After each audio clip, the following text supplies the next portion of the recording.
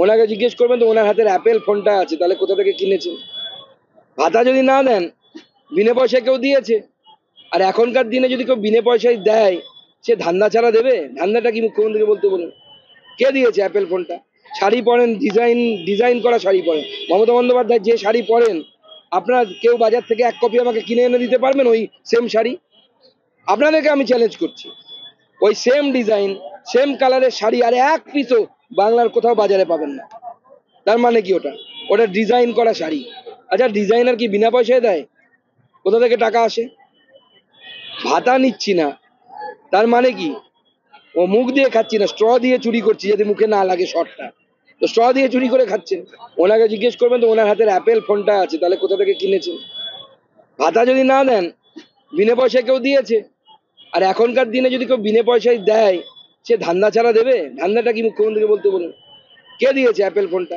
শাড়ি পরেন, ডিজাইন করা শাড়ি পরেন। মমতা বন্দ্যোপাধ্যায় যে শাড়ি পরেন, আপনার কেউ বাজার থেকে এক কপি আমাকে কিনে এনে দিতে পারবেন ওই সেম শাড়ি? আপনাদেরকে আমি চ্যালেঞ্জ করছি, ওই সেম ডিজাইন সেম কালারের শাড়ি আর এক পিসও বাংলার কোথাও বাজারে পাবেন না। তার মানে কি ওটা? ওটা ডিজাইন করা শাড়ি। আচ্ছা, ডিজাইনার কি বিনা পয়সায় দেয়? কোথা থেকে টাকা আসে? ভাতা নিচ্ছি না, তার মানে কি ও মুখ দিয়ে খাচ্ছি না, স্ট্র দিয়ে চুরি করছি যাতে মুখে না লাগে শর্টটা। তো স্ট্র দিয়ে চুরি করে খাচ্ছেন। দেখুন, ওই স্কাইওয়াক উনি নিজের অহমিকার জন্য তৈরি করেছে। ওই স্কাইওয়াক তৈরি হওয়ার পর দেখা যাচ্ছে সেটা অন্য ডেভেলপমেন্টের অন্তরায় হয়ে উঠেছে। তো মাননীয় মুখ্যমন্ত্রীর তো একটাই সমস্যা, উনি কারোর সাথে আলোচনাও করেন না, কারোর সাথে কথাও বলেন না, যেটা মনে হয় সেটা করেন। তার ফলে এরকম হয়, ভুলভাল কাজ করে। এর আগে মেট্রো রুট পরিবর্তন করে দিয়েছে। মেট্রো রুট পরিবর্তন করার জন্য কলকাতায় এক একজনের বাড়ি প্রতি বছর কিছু বাড়িতে ফাটল দেখা দিচ্ছে।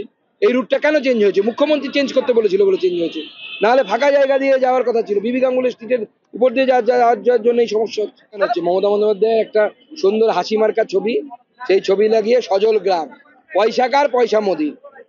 সব যদি স্টিকার লাগাতে যান, তো পয়সাটাও দেন না কেন আপনি?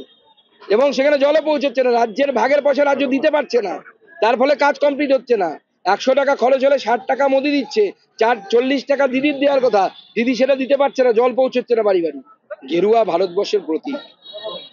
গেরুয়া ড্রেস পরা সন্ন্যাসী, 12ই জানুয়ারি তার জন্মদিন, গোটা ভারতবর্ষ নয় বিশ্ব মানে। গেরুয়া বসন পরা শ্রী প্রভুপাদ, তার দেখানো পথে গোটা বিশ্ব চলছে। গেরুয়ার শরণাপন্ন মমতা বন্দ্যোপাধ্যায়কেও হতে হবে।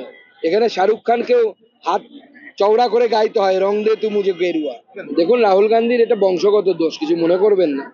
তার কারণ হচ্ছে, যখন আমাদের সোমনাথের মন্দির উদ্বোধন হয়েছিল, তৎকালীন রাষ্ট্রপতি তিনি সোমনাথ মন্দির উদ্বোধনে গিয়েছিলেন এবং তাকে যাওয়ার আগে তিনি প্রধানমন্ত্রী ওনার ঠাকুরদা জওয়াহরলাল নেহরুকে জিজ্ঞেস করেন, যেহেতু উনি প্রধানমন্ত্রী ছিলেন, যে আমার এই প্রোগ্রামে যাওয়া উচিত। জওয়াহরলাল নেহরু বলেছিল আপনাকে যাওয়া উচিত নয়।